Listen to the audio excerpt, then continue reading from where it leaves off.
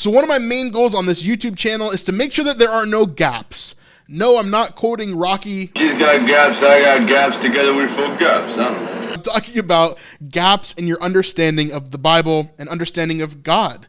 So we're going to start from the very foundation. So welcome to our new series called Foundation.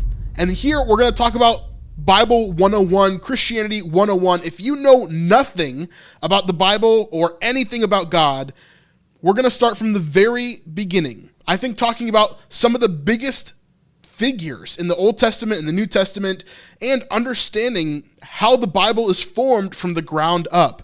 That way, if you have any gaps, we can help you to fill them. If you don't understand something like communion or crucifixion or even as simple as the Trinity, really simple stuff, wink. We're going to go over all of it and start talking about these at the most basic level so that you have a great understanding of what Christianity is and why I believe it to be real, and not only real, but evident in today's world. So let's start off with our first episode of Foundations by talking about really the only being that matters in Christianity, and that is God.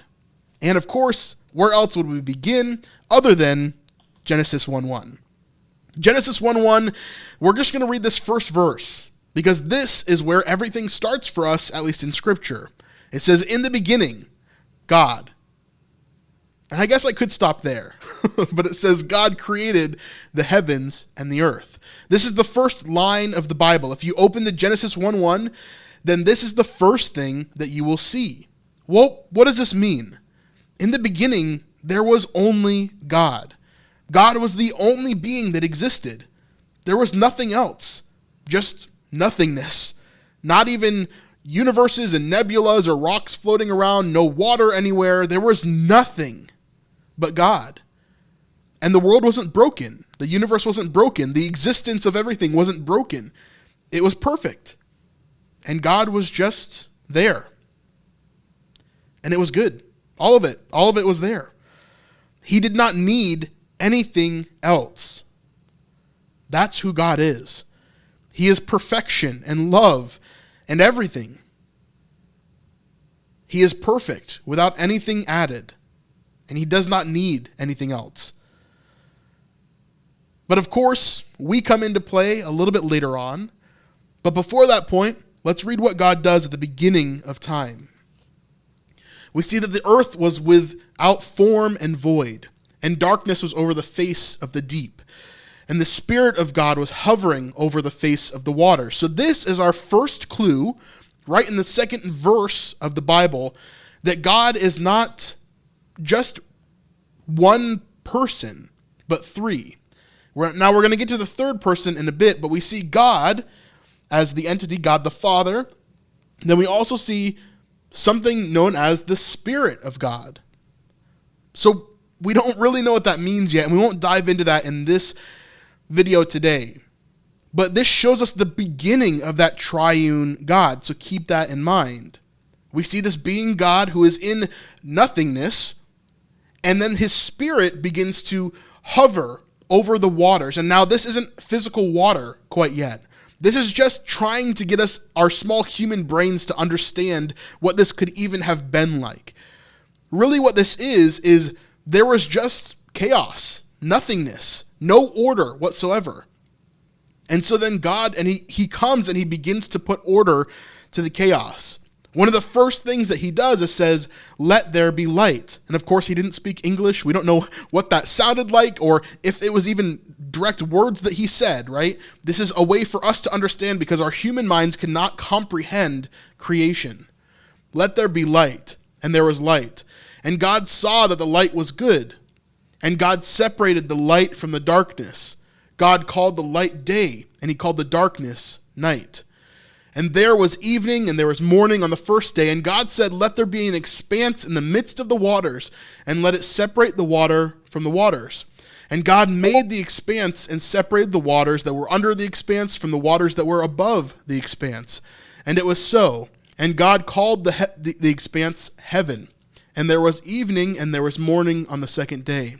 And God said, "Let the waters under the heavens be gathered together into one place, and let the dry land appear," and it was so. Now this continues on. And it continues on over and over and over again for a whole week until we get to day 7 where God rested. Now, we're not going to go over all of creation in this video, but this is to show you who God is. If you're liking this video so far and you want to continue to see us making videos like this, then we could really use your help on patreon.com. This is the best way to help support us with $5, $10, $25, or even $50 a month if you really, really want to. But honestly, this is what keeps us going, because sometimes YouTube, well, just doesn't show our videos to people, or it kind of is blocked in the algorithm for whatever reason. So we could really use your help if you want to support us right here on The Snipe Life.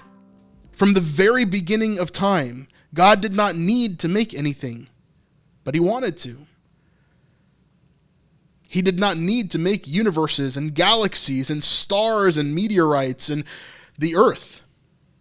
He did not need to make animals or plants or the moon and the stars. He did not need to make us. And yet he did. This is the foundation of Christianity. It's the foundation of why we obey God. Now, what is it that we should be obeying? What are these commands? We're going to talk about that another time. But understanding God, I think, is the foundation of what you should know as a Christian. There's so much to this. And I hope that if you're watching this, you stick around and you learn more and more with us as we go through this foundation series to understand things like who Adam is, or Noah, or Abraham, Moses. What do these figures have for us? Why are they important, and what exactly did they do?